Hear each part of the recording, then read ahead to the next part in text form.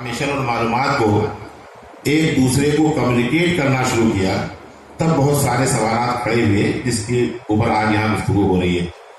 تو بنیادی طور پر یہ مسائل اس سے ریلیٹڈ ہیں اور مجھے پہلے سے اطلاع نہیں ملی تھی کہ کچھ بات کرنی تھی تو لہٰذا حضرت کا حکم ہوا. الحمدللہ بہرحال ہمارے امیر صاحب حضرت مولانا عباس علی جناح صاحب الحمدللہ وہ بھی موجود ہے.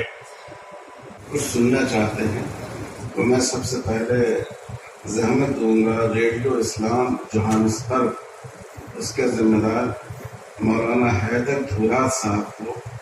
یہ بڑی اچھی خدمت وہاں ریڈیو اسلام کے ذریعے ہو رہی ہے اور افریقہ کے بہت سے ملکوں میں اس کا پروگرام سنا جاتا ہے.